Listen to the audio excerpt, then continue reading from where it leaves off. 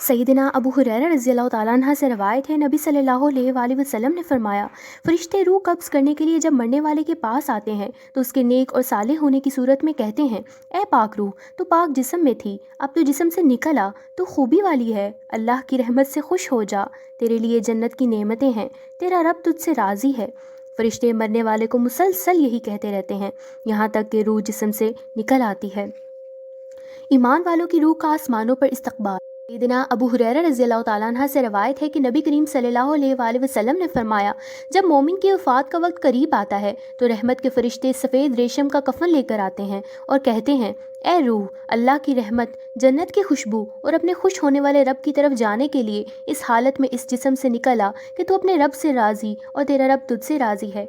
मोमिन आदमी की रूह जब जिस्म से निकलती है तो उससे बेहतरीन मुश्क जैसी खुशबू आ रही होती है, यहाँ तक कि फरिश्ते एक दूसरे से लेकर इसकी खुशबू सूंघते हैं और जब आसमान के दरवाजे पर पहुँचते हैं तो आसमान के फरिश्ते आपस में कहते हैं, ये कैसी उम्दा खुशबू वाली रूह है जो ज़मीन से तुम्हारे पास आ रही है।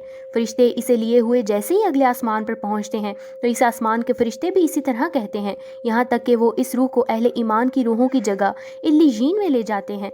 जब वो रूह वहाँ पहुँचती है तो पहले से मौजूद रूहों को इतनी ज़्यादा खुशी होती है जितनी तुम में से किसी को अपने भाई के मिलने पर हो सकती है।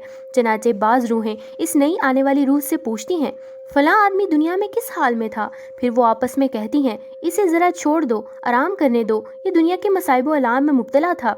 फिर वो रूह पूछती है, क्या वो फ़लाँ रूह तुम्हारे पास नहीं आई? वो आदमी तो फौत हो चुका। इस पर वो अफसोस से कहते हैं, वो अपनी माँ हाविया जहन्नुम में ले जाया गया है।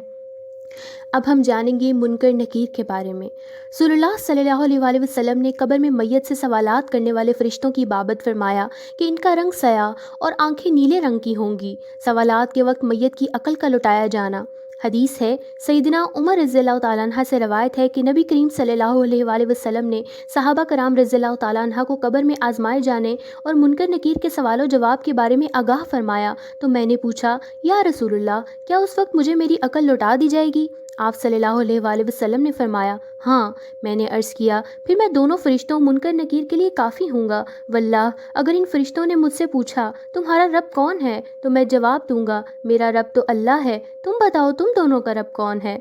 इसी तरह एक और हदीस है, सईदा आयशा रज़ियल्लाहु ताला अन्हा ने रसूलुल्लाह सल्लल्लाहु अलैहि वसल्लम से पूछा, या रसूलुल्लाह, मैं तो एक कमज़ोर औरत हूँ, कब्र में मेरा क्या हाल होगा? आप सल्लल्लाहु अलैहि वसल्लम ने फरमाया, अल्लाह अहले ईमान को कलमा तौहीद की बरकत से कब्र में सवालों के जवाबात पर भी साबित कदम रखेगा।